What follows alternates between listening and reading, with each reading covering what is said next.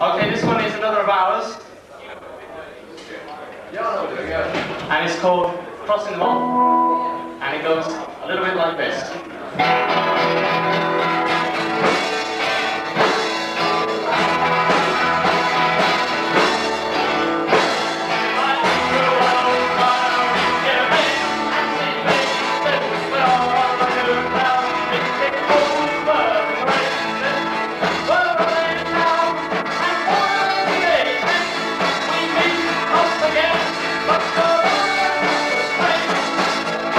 1, 2, 3, 4. Noriega, Noriega, you didn't think that they could make ya get out of your house, but they did. In the cupboard, in the pantry, in the kitchen, right, they played it everywhere you get. That song, they used it like a bomb. That song drove you mad. That song, they used it like a bomb. That song, it drove you mad.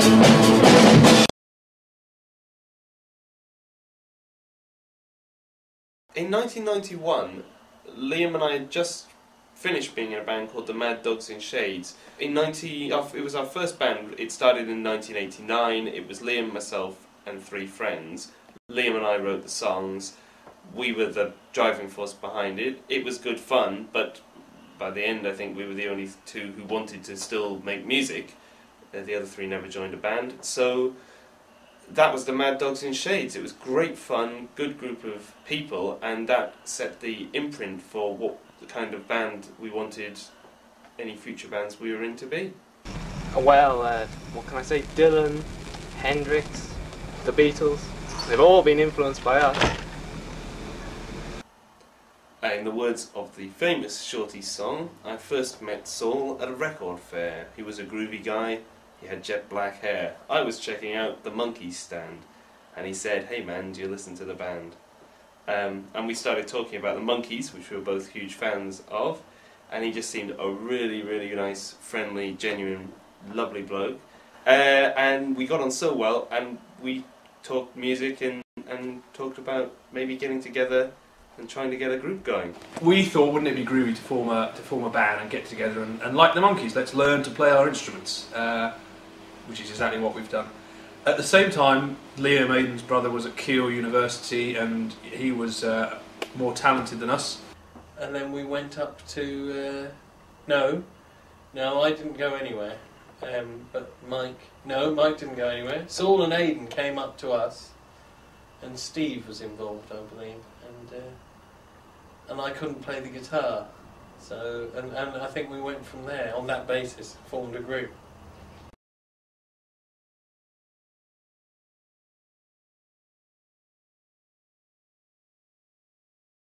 I had some headphones, and I think the problem is when you record lots of people, you need and we were recording you all singing at the same time, so you need about 4 pairs of headphones. I was scraping the bottom of the barrel to find it's very old headphones that had the foam missing that tended to cut into your ears. So I think we made something out of it. Might well have been socks. I don't know why he used to have socks in his ears, but there was something to do with the headphones or something.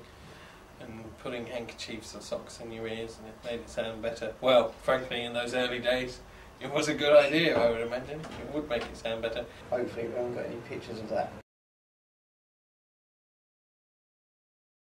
All we had when we started that morning, we started early, but all we had was lyrics which I'd written to this song, Elephant Sings the Blues. And I gave them to Mike, and I just remember he said, slow song or fast? So I felt it should be slow, so I just said slow song. And he noodled around for about an hour or 2 hours with some ideas, and he came up with the tune to Elephant. But I do remember the whammy bar, because I didn't know what that whammy bar was for, but Mike showed me. And so at the end, I use it, and it goes whammy.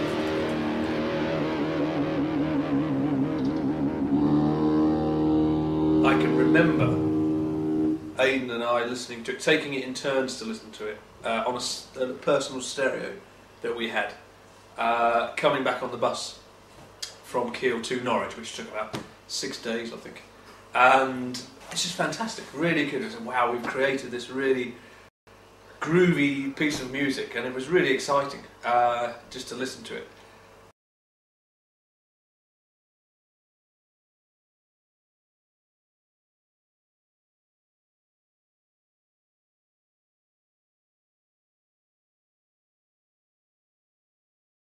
And what did you feel about the new version? That we did? Progression on the idea, I thought more. Yeah. But the guitars added something, maybe? Oh, definitely. Yeah, I mean, I suppose we were nervous because it was we were. I mean, I was terrified before because it was our first gig, and of course Mike and Liam were in Kiel, so I can't really remember how much practice we had, but it probably wasn't a huge amount. I don't remember rehearsing for it. We must have rehearsed, but I don't remember rehearsing for it. Are you nervous about tonight's concert? Not really nervous. I'd be happier if I wasn't so tired. We've been rehearsing very hard, as I think you know. I remember not knowing which chords to play and asking Liam halfway through at the beginning of most songs, asking Liam which chords to play.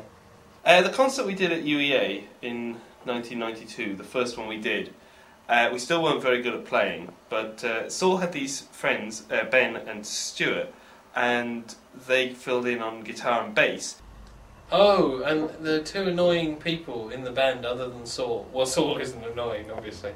Well, I mean, we're all annoying at times, but Saul generally isn't annoying. In fact, I don't think Saul's ever annoying. But there were two annoying people in there who were not Saul. And Saul isn't annoying, just verifying that fact.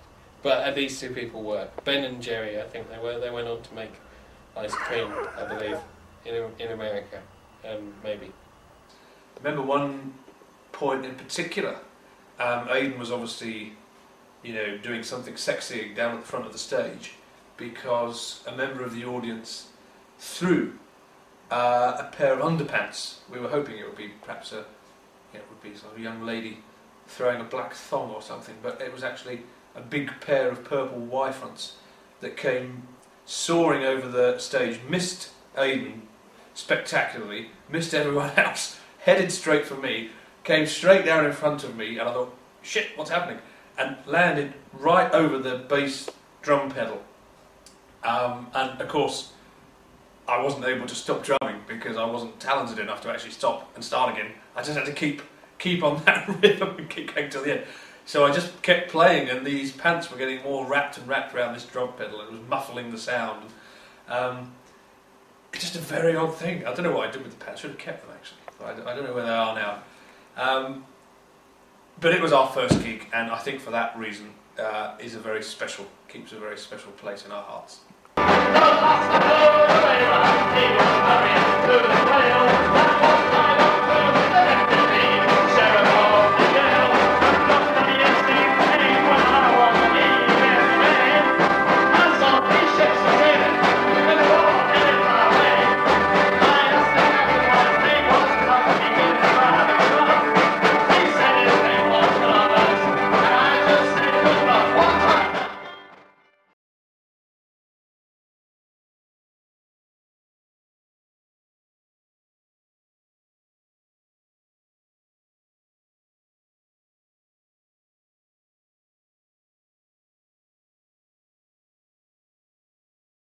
After the concert I think it was June of '92, well, that's when Saul left the band. Why did I leave the band in '92? I wanted to be the lead singer.